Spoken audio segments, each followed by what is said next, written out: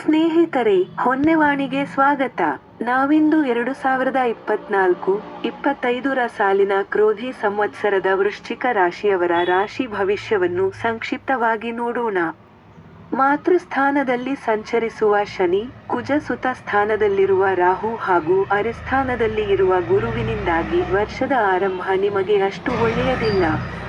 ಹೀಗಾಗಿ ಏಪ್ರಿಲ್ ಮತ್ತು ಮೇ ತಿಂಗಳಲ್ಲಿ ನಿಮಗೆ ಕಷ್ಟದ ದಿನಗಳು ಎದುರಾಗಬಹುದು.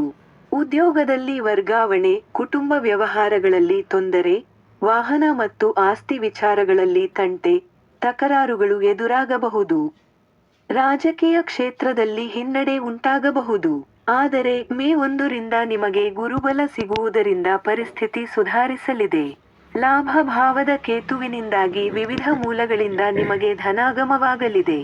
ದಾಂಪತ್ಯದಲ್ಲಿ ಸುಖ, ಮಕ್ಕಳ ವಿದ್ಯಾಭ್ಯಾಸದಲ್ಲಿ ಪ್ರಗತಿ, ಕೈ ಹಾಕಿದ ಕೆಲಸಗಳಲ್ಲಿ ಯಶಸ್ಸು ಸಿಗಲಿದೆ. ಮಾನಸಿಕವಾಗಿ ನೆಮ್ಮದಿಯ ವಾತಾವರಣ ಇರಲಿದೆ. ಜುಲೈ 6ರಿಂದ ಆಗಸ್ಟ್ 24ರವರೆಗೆ ನಿಮ್ಮ ಆರ್ಥಿಕ ಪರಿಸ್ಥಿತಿಯಲ್ಲಿ ಸುಧಾರಣೆ ಕಂಡುಬರಲಿದೆ. ರಾಜಕೀಯದಲ್ಲಿ ಪ್ರಗತಿ, ಮಕ್ಕಳ ವಿದ್ಯಾಭ್ಯಾಸದಲ್ಲಿ ಪ್ರಗತಿ ಕಂಡುಬರಲಿದೆ. ಮನೆಯಲ್ಲಿ ಮಂಗಳ ಕಾರ್ಯಗಳು ಜರುಗಲಿವೆ.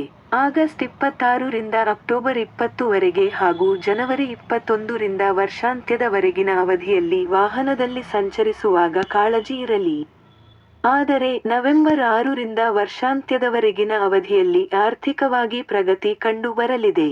ಕಲಾವಿದರಿಗೆ ಮನ್ನಣೆ ಸಿಗಲಿದೆ. ವಿದ್ಯಾರ್ಥಿಗಳಿಗೆ ವಿದ್ಯೆಯಲ್ಲಿ ಪ್ರಗತಿ ಕಂಡುಬರಲಿದೆ.